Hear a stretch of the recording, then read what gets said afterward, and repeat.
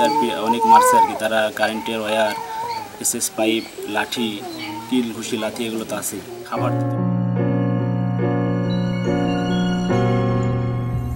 বিদেশে যাবে, চাকরি করবে, পরিবারের মুখে হাসি ফোটাবে, এটাই ছিল সাগর আর তানজিনের স্বপ্ন। কিন্তু সে স্বপ্ন রূপ নেয় দুঃস্বপ্নে। 11 মাস বন্দি, 37 লাখ টাকা মুক্তিপণ, আর ফিরে এসেছে কঙ্কালসার শরীর আর হাজারো ক্ষত নিয়ে। ঝিনাইদহের মহেশপুর উপজেলার নিশ্চিন্তপুর জামতলা পাড়ার ঈশার বাড়ি ঘিরে এখন মানুষের কৌতূহল। একটু এগিয়ে জানা যায়, বিদেশি মাফিয়াদের বন্দিশালা থেকে মুক্তি মিলেছে ঈশার ছেলে মতিউর রহমান ওরফে সাগরের। অন্ধকার ঘর ছেড়ে সে এখন বাবা মায়ের কাছে।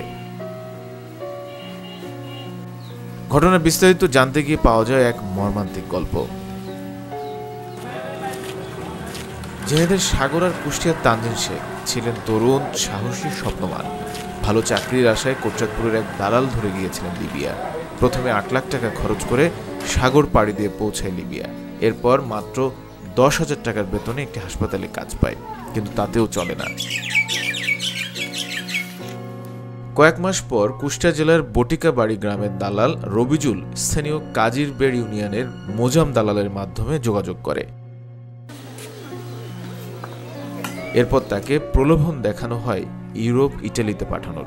আরও 8 লাখ টাকা নেয় দালাল মোজাম ও রবিজুল, কিন্তু ইউরোপ নয়, তাকে আটকে রাখা হয় লিবিয়ার ট্রিপলির একটি বাড়িতে।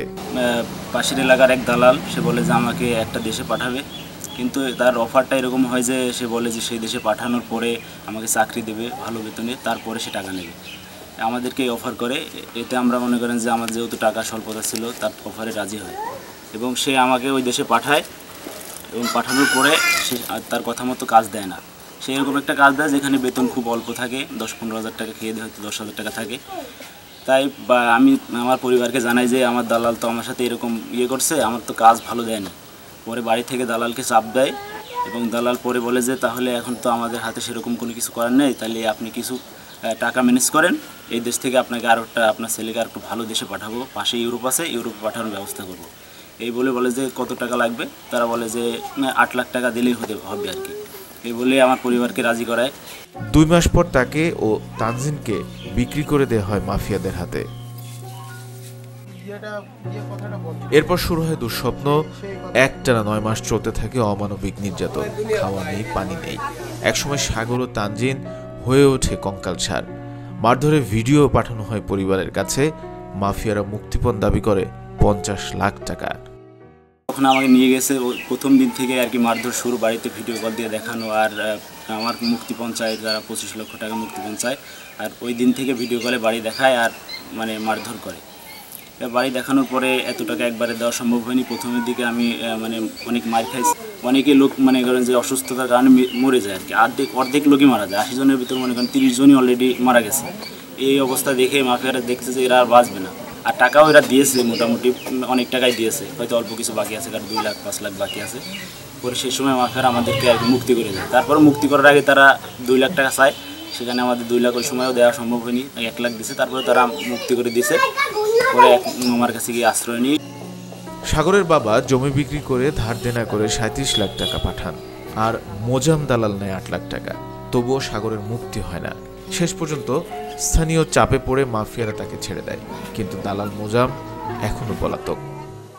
সবাই তো বলেছে ছেলে বাঁচবেই না, আমিও তো আশা ছেড়ে দিলাম, তা সেই ছেলে যে আমার বুকে আসবে এটাই আমি কল্পনাই করতে পারিনি। আল্লাহর ইচ্ছা, সবার একটু সজদা ছিল, ছেলেকে নিয়ে তো বহুত আশাই ছিল, এখন কোনো আশাই তো আল্লাহ পূরণ করেনি, যখন এতে আর কি বলার আছে। অর্থ সম্পদ যা ছিল বেঁচে কিনে এখন শেষ করে দিলাম। আমরা চাই যে যেন এই বিচারটা সঠিকভাবে হয়, আর কোনো মায়ের সন্তান যেন ওরা এরকমভাবে আর এই টর্চার অত্যাচার যেন না করে। কোনো মা সহ্য করতে পারবে না। কোনো কিছু আমাকে নেই যে কিছু করে খাবার, ছেলে সেই শরীরে সেই ক্ষমতাটাও নেই যে কোনো কাজ করবে। এখন যদি কোনো একটা দোকানপাট বা কোনো যদি একটা কিছু করে দিত তাহলে একটু ভালো হইতো আর কি। আমাদের এখন পরিকল্পনা, এখন আমার স্বামী, আমরা তো চিকিৎসা করাইছি বিদেশি, এখন আমার ইচ্ছা ওকে পুরো শরীর আগে দেখতে হবে যে কি হয়েছে। অবশেষে বেসরকারি একটি সংস্থার সহায়তায় 9 জুলাই বুধবার বুরাক এয়ারলাইন্সে দেশে ফেরেন সাগর ও তানজিন। আশ্বাস প্রকল্প হচ্ছে মানব পাচার হতে উদ্ধারপ্রাপ্ত নারী পুরুষদের নিয়ে কাজ করে থাকে। আশ্বাস প্রকল্পের কয়েকটা কমিটি আছে, যেমন সিটিপ কমিটি। এই সিটিপ কমিটি এই কাজটি করেছে সাগরকে উদ্ধারের ব্যাপারে। তারা প্রাথমিকভাবে তথ্য পেয়ে সাগরের পরিবারের সাথে যোগাযোগ করেছে, আর তার ফলশ্রুতিতেই কিন্তু আজ সাগরকে আমরা IMOর মাধ্যমে বাংলাদেশে ফেরত আনতে পেরেছি। স্থানীয় প্রশাসন জানিয়েছে মানব পাচার রোধে তাদের কাজ চলমান। খোঁজা হচ্ছে সেসব দালালদের যারা এসব কাজে জড়িত। আন্তর্জাতিক গণমাধ্যমে পাওয়া গেছে বিশ্বে প্রতি বছর প্রায় 10 লাখ লোক পাচার হয়।